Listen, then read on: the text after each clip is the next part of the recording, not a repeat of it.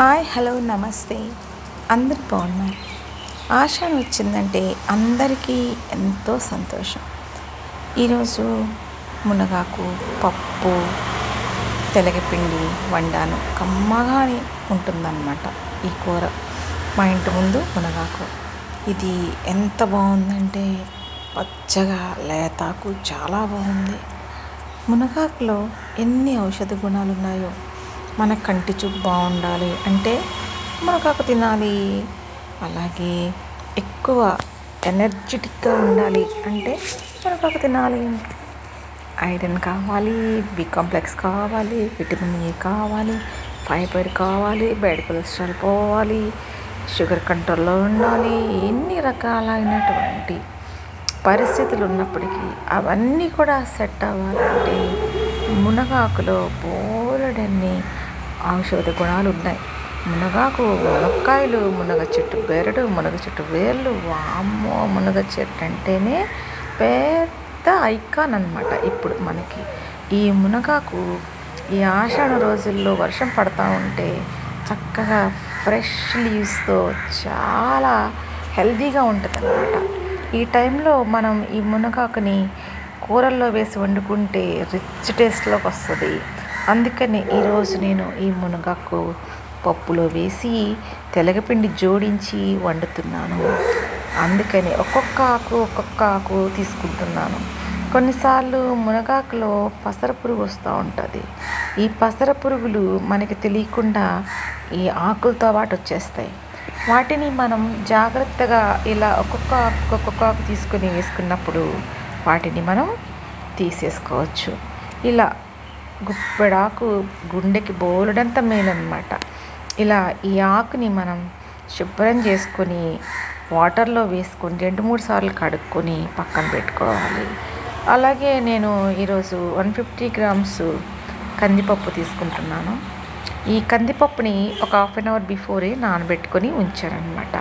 వెల్లుల్లిపాయలు వేసుకుంటున్నానండి. ఈ మునగాకు పప్పులోనికి మనం ఖచ్చితంగా ఈ వెల్లుల్లిపాయలు వేసుకుంటే ఆ టేస్ట్ మాత్రం చాలా బాగుంటుంది. ఖచ్చితంగా వేసుకుంటే ఎంతైనా బాగుంటుందన్నమాట. అందుకని నేను ఈ వెల్లుల్లిపాయల రేకల్ని చాలా సింపుల్గా ఈ విధంగా తీస్తున్నానండి. ఇలా తీసామనుకోండి మనకి వేర్లు సేఫ్గా ఉంటాయి. మన ఫింగర్స్తో వాటిని తీసినప్పుడు ఒకలాంటి ఎసిడిటీ ఉంటుంది దీనిలో. అది గోళ్ళకి వాటికి చర్మం ఊడిపోతుంది. అలా కాకుండా మనం ఇలా నైఫ్తో తీసుకున్నట్లయితే బాగుంటుందన్నమాట. ఈ 150 గ్రామ్స్ కందిపప్పుకి నేను ఒక 75 గ్రామ్స్ తెలగపిండి తీసుకుంటున్నానండి. ఎంత కందిపప్పు వేస్తామో అంత తెలగపిండి తీసుకోవద్దు. దాంట్లో కొంత సగం తీసుకుంటే సరిపోతుంది. ఇప్పుడు ఈ 150 గ్రామ్స్ కందిపప్పుని శుభ్రంగా కడిగి 1/2 అవర్ బిఫోరే నానబెట్టుకొని ఉంచాను. అయితే మనం పప్పు ఉడికించేటప్పుడు జాగ్రత్త తీసుకోవాలి. మనం ఈ పప్పుని పొడిగా వండుకోవాలి. అంటే మెత్తగా అవనివ్వకూడదు. కొంచెం పలుకుండగానే పప్పుని మనం చూసుకుంటూ ఉండాలన్నమాట. అందుకని కుక్కర్లో పెడుతున్నాను కదా, ఒక్క విజిల్ వచ్చేటప్పటికే మనం ఆపేసుకోవాలి. లేదు అంటే నార్మల్గా కూడా ఈ పప్పుని మనం ఉడికించుకోవచ్చు. దీనిలో ఆనియన్స్ వేయట్లేదండి. ఇందాక వలిసినటువంటి ఆ వెల్లుల్లిపాయ రెబ్బలు వేసాను, 4 పచ్చిమిర్చి వేసాను, కొంచెం పసుపు వేసాను, కొంచెం నూనె వేసి దీన్ని ఉడికించాను. పలుకుగా ఉడికిపోయింది. మన వెల్లుల్లిపాయలు కూడా చక్కగా మెత్తగా ఉడికిపోయినాయి. ఇప్పుడు మళ్ళా స్టవ్ వెలిగిస్తున్నాను. స్టవ్ వెలిగించిన తర్వాత ఇప్పుడు కొంచెం మునగాకు దీనిలోనికి వేడెక్కుతున్నప్పుడు వేస్తూ ఉన్నాను. కందిపప్పు కూడా మనకి ఆరోగ్యానికి చాలా మంచిది. దీనిలో రిచ్ ప్రోటీన్ ఉంటుంది, ఫైబర్ ఉంటుంది, మనకి బోల్డ్ అన్ని విటమిన్లు ఉంటాయి. కాబట్టి పప్పు తినడం ఆరోగ్యానికి చాలా మంచిది. దీనిలోనికి మునగాకు వేసాను, కొంచెం కారం కూడా వేసుకుంటున్నాను, కొంచెం ఉప్పు కూడా వేస్తున్నాను. వేసి ఇప్పుడు నేను పక్కన పెట్టుకుంచుకున్న ఈ తెలగపిండిని కూడా వేసేసాను. ఈ తెలగపిండి వేసినప్పుడు వాటర్గా కనిపిస్తూ ఉంది కదా అండి, అలాగని చెప్పి ఉడకదు, ఇంకా ఎక్కువ వాటర్ వేసేస్తేలేమో అని అనుకోవద్దు. ఎప్పుడు కూడా మన పప్పు తెలగపిండి కందిపప్పు కూర ఎలా ఉండాలంటే పొడిగా ఉండాలన్నమాట. ఇది ఇగురు పప్పు వండుతాం కదండి, ఈ ఇగురు పప్పులాగే పొడి పొడిగా ఉండాలి. ఇప్పుడు మంట పూర్తిగా తగ్గించేయాలి. తగ్గించేసి సిమ్లో పెట్టి ఒక 5 మినిట్స్ అలా ఉంచారనమాట మూత పెట్టి. అలా ఉంచేస్తే పప్పు ఈ విధంగా తయారవుతుంది. ఇలా తయారైనప్పుడు మరొకసారి తిప్పి ఇంకో 2-3 మినిట్స్ మళ్ళీ మూత పెట్టి ఉంచేసామనుకోండి, పప్పు చక్కగా పొడి పొడిగా వచ్చేస్తుంది. ఈ టైంలోనే మనం పప్పు టేస్ట్ చూసుకోవాలి. పప్పు టేస్ట్ చూసుకొని మరీ సప్పగా ఉందనుకుంటే ఇంకా కొంచెం సాల్ట్ వేసుకుంటే సరిపోతుంది. చూడండి ఈ పప్పు ఎంత, మరి దీనిలో వెల్లుల్లిపాయలు వేసాం. ఈ వెల్లుల్లిపాయలు మనిషికి ఎంత ఆరోగ్యం చేస్తాయంటే హార్ట్ అటాక్ రానివ్వకుండా బ్యాడ్ కొలెస్ట్రాల్ని ఇవి కట్ చేసేస్తాయి. అంతేకాదండి, చర్మం మీద మచ్చలు పోగొడతాయి. అలాగే బ్లాక్ హెయిర్ని కూడా ఈ వెల్లుల్లిపాయలు రానివ్వు. ఎసిడిటీని తగ్గిస్తాయి. బ్లడ్లెస్ అయిపోయిన వాళ్ళకి బ్లడ్ పట్టడానికి బాగా పనిచేస్తాయి. జీర్ణక్రియను బాగా రిచ్గా చేస్తాయి. ఇప్పుడు పప్పు ఉడికిపోయింది కదా, ఇంకా తాలింపు వేసేద్దాం.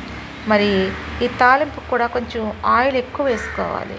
అది కూడా వేరుశనగ నూనె కానీ లేదంటారా నువ్వుపప్పు నూనె కానీ వేసి తాలింపు పెట్టుకుంటే మన పప్పు వేరే లెవెల్లో ఉంటుంది అనమాట. కాబట్టి ఇప్పుడు ఈరోజు నేను వేరుశనగ నూనె తీసుకున్నానండి. తీసుకొని కొంచెం ఎక్కువ వేసుకున్నాను. రోజు 1 గరిటె నూనెతో పెడితే ఈరోజు 4 గరిటెలు నూనె వేసి తాలింపు పెడుతున్నాను. ఎక్కువ వెల్లుల్లిపాయలు తీసుకున్నాను. వాటిని దంచాను, కచ్చపిచ్చ దంచి వాటిని మీడియం మంటలో వేసి దీన్ని తాలింపు వేయిస్తూ ఉన్నాను. ఇలా వెల్లుల్లిపాయలు వేగుతూ ఉన్నప్పుడు కొంచెం మినప్పప్పు, కొంచెం శనగపప్పు, కొంచెం ఆవాలు, కొన్ని జీలకర్ర వేస్తున్నాను. వేసిన తర్వాత ఇవి చక్కటి గోల్డెన్ బ్రౌన్ కలర్లో మంచి సువాసనతో వేగుతూ ఉన్నప్పుడు 4 ఎండుమిరపకాయలు ముక్కలకు వేసి, అలాగే 2 రెబ్బల కరివేపాకు, కొంచెం ఇంగువ పొడి వేసి చక్కగా వేయించి ఈ పక్కనే పెట్టుకున్నటువంటి ఈ పప్పు చూసారు కదా పొడి పొడిగా, ఆ పప్పులోనికి తాలింపు పైన వేసేసుకున్నాను అనమాట. ఎప్పుడు కూడా నేను ఏం చేస్తానంటేనండి, పప్పులోనికి తాలింపు వేసేసి వెంటనే తిప్పను. అలా పప్పు మీద తాలింపు కొంచెంసేపు ఉంచుతానమాట. అలా ఉంచడం వల్ల ఏమవుతుందంటే ఆ తాలింపు గింజలు క్రిస్పీగా ఉంటాయి. అవి మనం భోజనం చేస్తున్నప్పుడు మన పప్పులో క్రిస్పీగా మన పంటి కింద పడతా ఉంటే ఆ టేస్ట్ భలే ఉంటుంది అనమాట. అందుకని నేను అలా చేస్తాను. మన ఛానల్ చూస్తున్న మీ అందరికీ థ్యాంక్స్ అండి. లైక్ చేయండి, షేర్ చేయండి, సబ్స్క్రైబ్ చేయండి. మీ ఫ్రెండ్స్కి కూడా చెప్పి వారిని కూడా సబ్స్క్రైబ్ చేయించండి. మరి ఈ పప్పు, తెలగపిండి, మునగాకు కూరని వడియాలతో, కొత్తగా పట్టినటువంటి వడియాలతో, గుమ్మడి వడియంతో, కొత్త ఆవకాయ పచ్చడితో కలుపుకొని తింటే హాయిగా ఉంటుందండి. మరి నాన్ వెజిటేరియన్ కర్రీస్తో తినడానికి మనం నాన్ వెజిటేరియన్ లవర్స్ ఇష్టపడతాం. కానీ వెజిటేరియన్లో ఉన్నటువంటి ఆ మాధుర్యం, ఆ కమ్మదనం నాన్ వెజిటేరియన్తో ఎప్పటికీ రాదండి. కానీ మనం మాత్రం ఎంతసేపు నాన్ వెజిటేరియన్ వైపే చూస్తాం. ఆషాఢం కదా, ఇలాంటి అందమైన రుచికరమైన పచ్చని రంగురంగుల కూరలు ఇంకా చాలా ఉన్నాయి. వాటిని కూడా మనం రుచి చూద్దాం. ఇప్పుడు ఈ పప్పు, తెలగపిండి, మునగాకు కూర అదిరిపోయిందండి, చాలా బాగుంది. కొత్త ఆవకాయ పచ్చళ్ళు వేసుకొని తింటే ఇంకా గుమ్మగుమ్మలాడుతూ రెట్టింపు రుచితో ఇంకా బాగుంది. కాస్త నెయ్యి వడ్డించుకుంటే ఇంకా బాగుంటుంది, లేదా కాస్త నూనె వేసి తింటే ఇంకా బాగుంటుంది. ఎంత బాగుంటుందో బాగుంటుంది. ఆషాఢ వంటల్లో ఇది ఒక అమోఘమైన